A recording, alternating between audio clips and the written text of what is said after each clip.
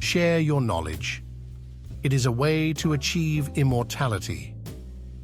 Once a year, go somewhere you've never been before. We can live without religion and meditation, but we cannot survive without human affection. Know the rules well so you can break them effectively. Although you may not always be able to avoid difficult situations, you can modify the extent to which you can suffer by how you choose to respond to the situation.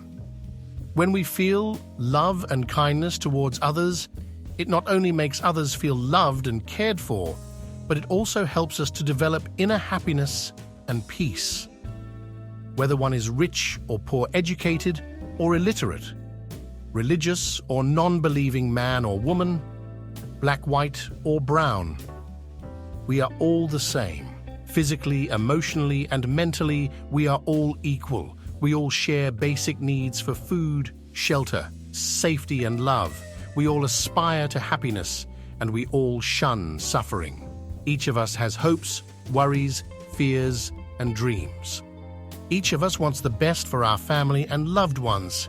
We all experience pain when we suffer loss, and joy when we achieve what we seek. On this fundamental level, religion, ethnicity, culture, and language make no difference. As you breathe in, cherish yourself. As you breathe out, cherish all beings. If you want others to be happy, practice compassion. If you want to be happy, practice compassion. Sleep is the best meditation. Sometimes one creates a dynamic impression by saying something. And sometimes one creates as significant of an impression by remaining silent. Judge your success by what you had to give up in order to get it. As people alive, today, we must consider future generations. A clean environment is a human right like any other. It is therefore part of our responsibility toward others to ensure that the world we pass on is as healthy, if not healthier, than we found it. Happiness is not something ready-made. It comes from your own actions. We begin from the recognition that all beings cherish happiness and do not want to suffer. It then becomes both morally wrong and pragmatically unwise to pursue only one's own happiness, oblivious to the feelings and aspirations of all others who surround us as members of the same human family. The wiser course is to think of others when pursuing our own happiness. Give the ones you love wings to fly, roots to come back, and reasons to stay. The topic of compassion is not at all religious business. It is important to know it is human business. It is a question of human survival. Let us try to recognize the precious nature of each day. I believe compassion to be one of the few things we can practice that will bring immediate and long-term happiness to our lives. I'm not talking about the short-term gratification of pleasures like sex, drugs, or gambling, though. I'm not knocking them, but something that will bring true and lasting happiness, the kind that sticks. The goal is not to be better than the other man, but your previous self. My religion is very simple. My religion is kindness. Cultivating a close, warm-hearted feeling for others automatically puts the mind at ease. It helps remove whatever fears or insecurities we may have and gives us the strength to cope with any obstacles we encounter.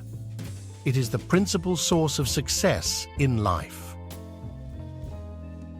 Since we are not solely material creatures, it is a mistake to place all our hopes for happiness on external development alone. The key is to develop inner peace. Our prime purpose in this life is to help others, and if you can't help them, at least don't hurt them.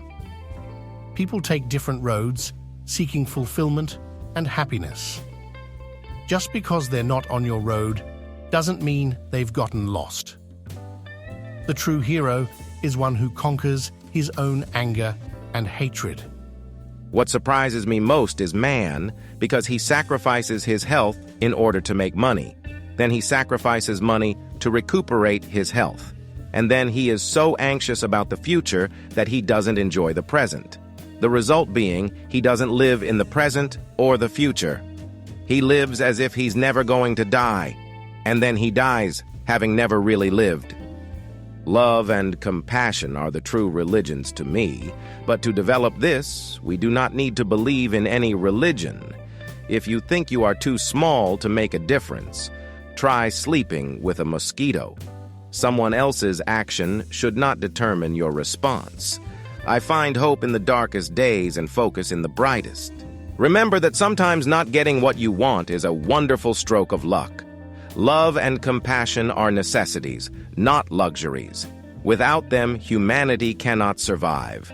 Love is the absence of judgment. Through violence, you may solve one problem, but you sow the seeds for another. It is under the greatest adversity that there exists the greatest potential for doing good, both for oneself and others. When you practice gratefulness, there is a sense of respect toward others. I defeat my enemies when I make them my friends. Choose to be optimistic. It feels better. Our ancient experience confirms at every point that everything is linked together. Everything is inseparable. Someone else's action should not determine your response.